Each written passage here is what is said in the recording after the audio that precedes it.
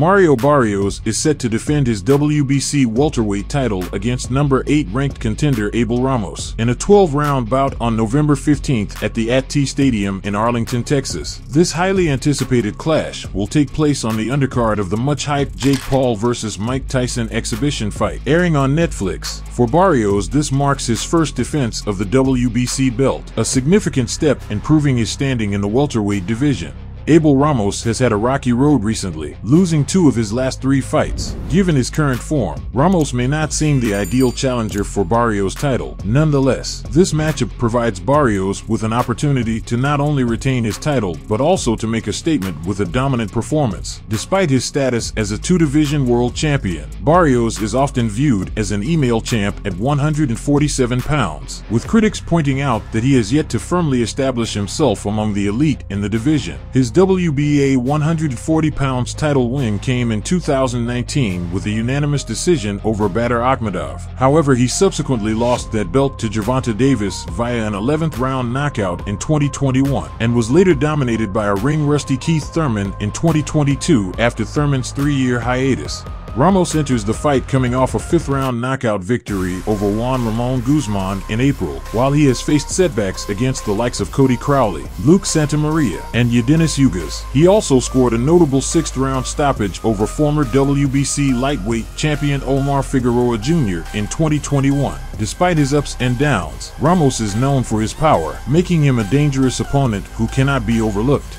Barrios, the 29-year-old Texas native, was recently elevated from interim to full WBC champion status following Terrence Crawford's decision to move up to the 154 pounds division. Crawford, now tagged as the champion in recess, retains the right to return and challenge Barrios at 147 pounds at any time. However, such a showdown is unlikely, given the limited financial incentive involved in a fight with Barrios. There had been speculation that Barrios might defend his title against the legendary Manny Pacquiao, but those talks have since fizzled out. A match with Pacquiao would have drawn heavy criticism, as the 45-year-old hasn't fought in 3 years and isn't currently ranked in the top 15 by the WBC. Should Barrios successfully defend his title against Ramos, his next move could become a topic of intrigue. Promoter Eddie Hearn from Matchroom might offer Barrios a lucrative deal to face the fearsome IBF champion Jaron Boots Ennis in a unification bout. Ennis has made no secret of his desire to collect all the belts and become the undisputed champion at 147 pounds. A clash between Barrios and Ennis would be a high-stakes affair, bringing more excitement to the welterweight division.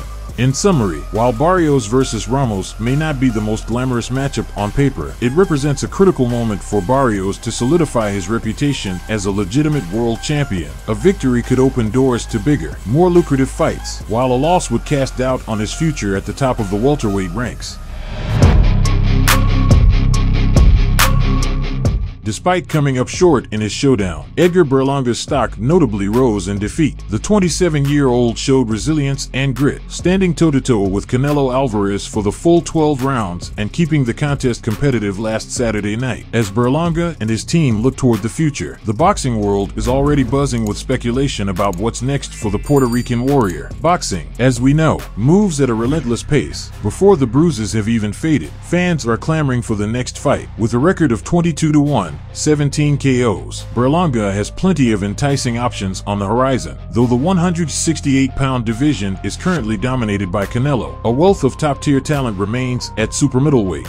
One of the most talked-about matchups for Berlanga is a clash with former champion Caleb Plant. Fans and experts alike have been quick to suggest that this fight would be an instant classic. Leonard Ellerby, in a recent conversation with Fight Hub, described it as a potential war, expressing strong enthusiasm for seeing it happen. Plant, known for his smooth boxing skills and quick hands, showcased his own grit on the same Vegas card, recovering from a knockdown to stop a determined Trevor McCumbee and claim a secondary WBA super middleweight title. Given the contrasting styles and the colorful personalities of both Plant and Berlanga, the lead-up to this potential bout would be almost as thrilling as the fight itself. Alternatively, a showdown between Berlanga and McCumbee could be an equally intriguing option. Despite his loss to Plant, McCumbee displayed heart and punching power, making for a memorable contest. The question looms, would McCumbee give Berlanga the same kind of trouble, or perhaps even more? This matchup could be a test of Berlanga's ability to adapt against a relentless puncher. Another exciting name in the mix is the undefeated Christian Mbilli. The French fighter is known for his relentless aggression, often overwhelming his opponents with a barrage of punches. A bout between Berlanga and Mbilli would be nothing short of a slugfest, and the fans would undoubtedly be the real winners here. Mbilli is fresh off a dominant decision win over the durable Sergey Derevianchenko, showcasing his readiness for the next level. A Berlanga-Mbilli clash would certainly answer some pressing questions about both fighters' places in the super middleweight hierarchy. The young sensation Diego Pacheco, another unbeaten puncher in the division, could also make for a thrilling opponent. Pacheco has been vocal about his ambitions, even stating he's ready for a crack at Canelo. However, he may need to go through Berlanga first to earn that opportunity. With an impressive recent stoppage victory over Maciej Sulecki, Pacheco appears poised for big things. But does he have what it takes to overcome Berlanga's experience and power, or would the 23-year-old find himself outgunned against the Puerto Rican? A potential battle between Berlanga and Munguia, another fighter who managed to survive all 12 rounds against Canelo, also has fans intrigued. Munguia, who is eager to redeem himself after his loss to the Mexican superstar, will soon face unbeaten Canadian Eric Bazinian on Friday night. A matchup between Berlanga and the winner of the upcoming IBF title fight between William Skull and Vladimir Shishkin in October could also appeal. Capturing a vacant belt at 168 pounds would undoubtedly elevate Berlanga's status and give him a tangible target moving forward. For now, while Berlanga may feel the sting of defeat, he's earned the respect of the boxing community. His gutsy performance against one of the sport's pound-for-pound best has proven his durability, stamina, and overall skill. What comes next could define his career trajectory. Can Berlanga build on this experience and emerge stronger, or will the loss linger in his psyche? In a division brimming with talent, his path is anything but easy. Outside of Canelo, does Berlanga have what it takes to beat the best at 168 pounds? Or are his limitations beginning to show? Bueno, pues vamos a ver qué es lo mejor que viene. Yo creo que, como tú lo dices, hay grandes peleas en la 168. Está Plant, está Berlanga, está Mbilli. Hay grandes peleadores. Entonces, vamos a dar grandes guerras. Munguia called out Caleb Plant and Edgar Berlanga following his emphatic 10th round knockout victory over Eric Bazinian in the main event last Friday night at the Desert Diamond Arena in Glendale, Arizona. With an impressive record of 44-135 KOs, Munguia is aiming to secure a high-profile bout to boost his rankings and inch closer to another world title shot. Facing a top contender like Plant or Berlanga would be a significant step toward positioning himself for a much-desired rematch with the unified super middleweight champion Canelo Alvarez. The former WBO junior middleweight champion has also expressed interest in fighting Christian Mbilli, who is currently ranked #1 by the WBC. However, Mbilli, fresh off an injury from his recent bout with Sergey Derevianchenko, is reportedly only eyeing a title fight with Canelo, having already earned his shot. It's unlikely Mbilli would risk his title opportunity against a dangerous opponent like Munguia. That said, Munguia's performance against Bazinian wasn't without its challenges, particularly struggling against Bazinian's jab and sporadic bursts of offense. Both Plant, known for his technical boxing skills, and Berlanga, a powerful puncher, would present significant threats to Munguia. Still, these are the types of fights Munguia needs to prove he belongs at the top of the division.